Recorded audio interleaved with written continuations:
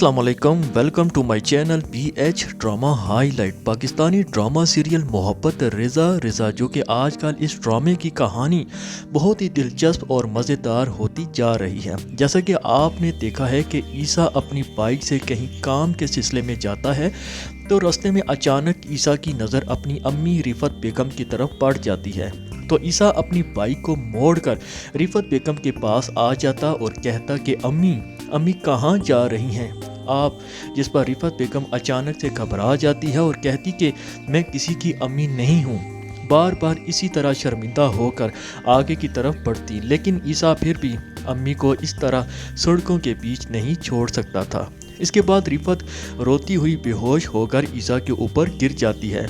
दूसरी तरफ अरीशा अपनी भाभी सबाहत को कॉल करती और भाई ईसा के बारे में पूछती, जिस पर सबाहत ने कहा कि वो काम पर नहीं आए, वापस क्यों, खैर तो है।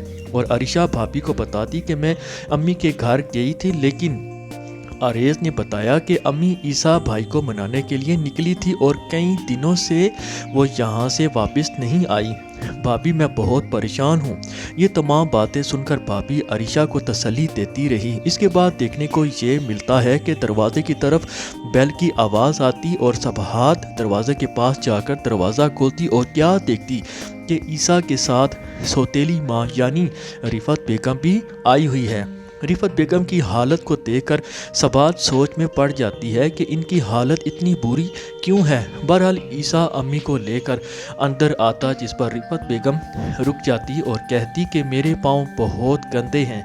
और ईसा अपनी सौतेली माँ को अपनी सकी माँ समझकर अपना सका बेटा होने का सबूत देता और बड़े लाड और प्यार के साथ अपनी अम्मी रिफत बेगम के पाँव पानी से धोने लग जाता है। और सबाहत पास खड़ी ये मंजर देखकर दिल से कहती कि ईसा अम्मी से कितना प्यार करते हैं, जबकि इन्होंने ईसा को घर कारोबार सब कुछ छीन लिया है। और इसके बाद रिफत बेगम ईसा को देखकर बहुत रोती और दिल से कहती कि जिसको मैंने घर से निकाला है और इसके साथ बहुत बुरा सलूक किया है और जिसकी खातिर मैंने ये सब कुछ किया, उसी ने मुझे कोड़ी कोड़ी का मोहताज कर दिया है। लेकिन मैं कम अकल निकली, असली हीरा तो ये ईसा निकला है जो आज भी मेरी इतनी इज्जत और प्यार करता है।